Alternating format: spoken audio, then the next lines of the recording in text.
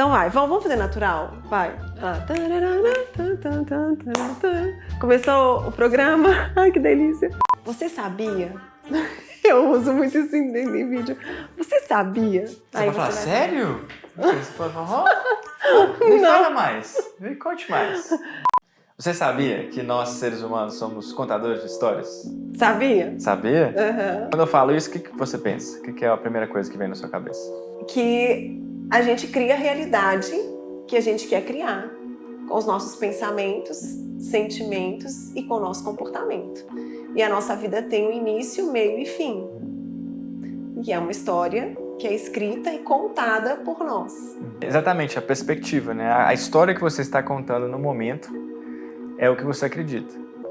E quando você se conta essa história, o seu cérebro acredita como verdade.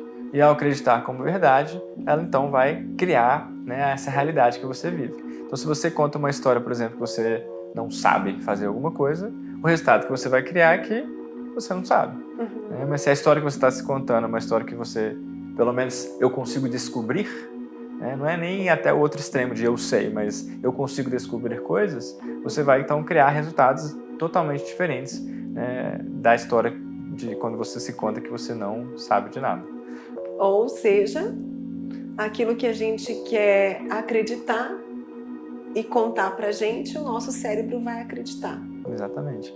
E independentemente se é verdade absoluta ou não, né, o que você contar para o seu cérebro, a história que você contar para o seu cérebro e você acreditar nessa história, vai ser a história que vai, né, gerar todas as ações e todos os resultados da sua vida. Então é muito importante a gente estar primeiro ciente dessa história que a gente está contando pra gente, né, e contar essa história com autoridade, de uma maneira que eu estou criando essa história, né, e não é uma história que foi contada de uma outra pessoa e eu estou simplesmente recontando, né, porque aí a gente, em vez de estar no piloto automático, né, a gente vai estar na direção das nossas vidas.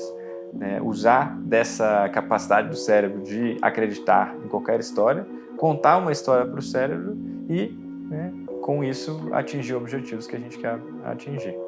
Por isso é tão importante, como você falou, saber o que a gente pensa, o que a gente alimenta nos nossos pensamentos e qual é a história que a gente conta pra gente e quer que as pessoas acreditem ou de alguma forma a gente conta pra elas. Exatamente. E eu acho que o mais importante é saber que, por sermos contadores de histórias, a gente pode criar a história que a gente quiser.